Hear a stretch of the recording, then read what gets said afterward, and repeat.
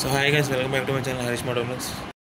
So ఈరోజు video వచ్చేసి ఏంటంటే టీవీఎస్ అండర్ 125 స్కూటీ ఉంది కదా, దానికి మైలేజ్ టెస్ట్ చేద్దాం అనుకుంటున్నాను. ఈ మైలేజ్ టెస్ట్ ఏంటంటే ఆఫ్టర్ 5 years అనమాట.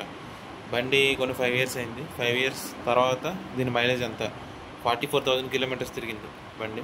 44,000 అంటే చాలా వరకు లోపల అరిగే ఉంటాయండి. ఇప్పుడు అంత తిరిగిన తర్వాత కొత్తలో ఉండే మైలేజ్ వస్తుందా లేదా ఇంకేమైనా తగ్గిందా? సో ఈరోజు వీడియోలో ఫైండ్ అవుట్ చేద్దాం. సో ఫస్ట్ అయితే పెట్రోల్ బంక్కి వెళ్ళి 1 లీటర్ బాటిల్లో పెట్రోల్ అయితే ఫిల్ చేద్దాం. అలా ఫిల్ చేసిన తర్వాత ఫస్ట్ ఇందులో ఉన్న పెట్రోల్ కూడా అవగొట్టాలి. ఇందులో ఆల్రెడీ ట్యాంకులో కొంచెం ఉందన్నమాట పెట్రోల్, అది కూడా నేను అవగొట్టాలి. So let's go to petrol bunk. 1 litre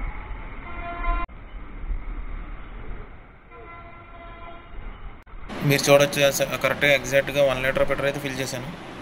so ఇప్పుడు నేను ఫస్ట్ అయితే నేను నా ట్యాంక్ ఎంప్టీ చేయాలి. అంటే ఆల్రెడీ నా దాంట్లో కొంచెం పెట్రోల్ ఉంటుంది కదా, దాన్ని అయితే ఎంప్టీ చేయాలి. సో చూడండి,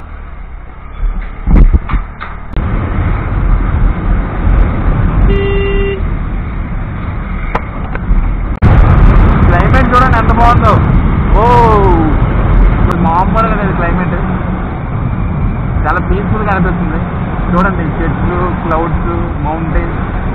యాక్చువల్గా అసలు ఆగడం లేదు బండి.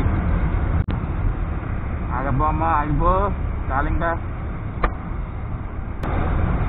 అయిపో అంటే ఆగట్లేదు. నేనైతే ఇది అయిందా కొదలను, ఇంతసేపు అయినా పర్లేదు. చూడండి, పెట్రోల్ అయితే అయిపోయింది. పెట్రోల్ అయిపోయింది.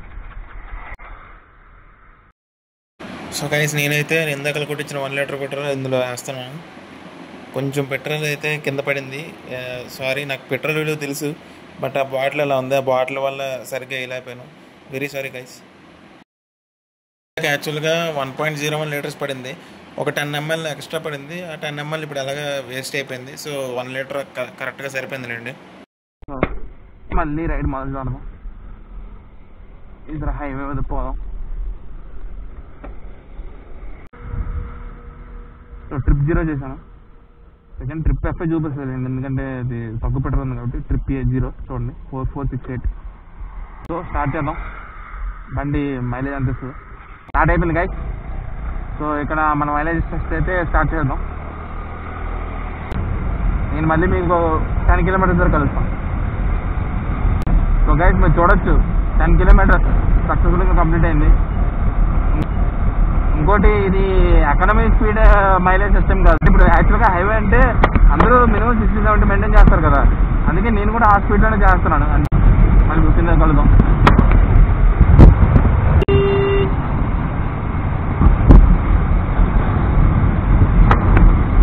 ఏమంటాం చూడండి, 15 kilometers సక్సెస్ఫుల్లీ కంప్లీటెడ్. చిన్నగా చినుకులు స్టార్ట్ అవుతున్నాయి. వర్షం పడుతుందో ఏంటో మరి నాకు తెలీదు, బట్ ఏది పడినా మనం ఆగేదే లేదు. పెద్ద అయిపోతుంది, ఎక్కడైనా ఆగాలి.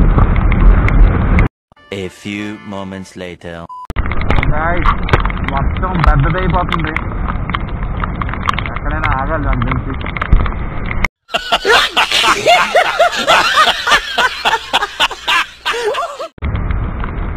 కెమెరా గేట్ అవ్వకూడదు బాబోయ్. కెమెరా నా ప్రాణం. మొత్తం బాగా పెద్ద అయింది. మీకు మళ్ళీ కలుస్తాను. వర్షం అయితే తగ్గింది కానీ మరీ అంత తగ్గిపోలేదు, ఇంకో ఉంది, మీకు అనిపిస్తుండొచ్చు. బట్ ఇంకెంతకంటే అంటే మన వల్ల కాదు. ఇందాక మీకు ఇప్పటికి కొంచెం తేడా ఉంది. ఇంకా నేను యాక్చువల్గా నేను ఆగపోదును. నేను అనుకున్నాను అది పడిన దానికి ఇంకా పెద్ద అయిపోద్దాం అనుకున్నాను.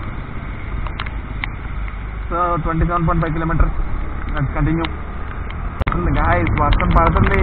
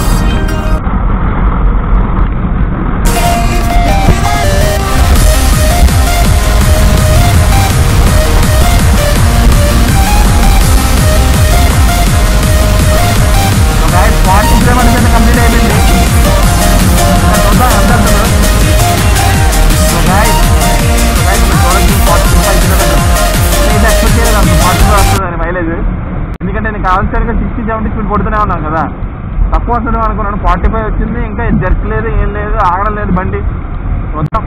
50 వెళ్ళిపోతే ఇంకా అంతకంటే ఇంకేం లేదు బాబాయ్, దండ పెట్టేసి ఇంకా బండికి. ఎంటర్ 50 ఇచ్చిందంటే చాలా గ్రేట్. సో గైస్ మీరు చూడొచ్చు, పెట్రోల్ అయితే అయిపోయింది.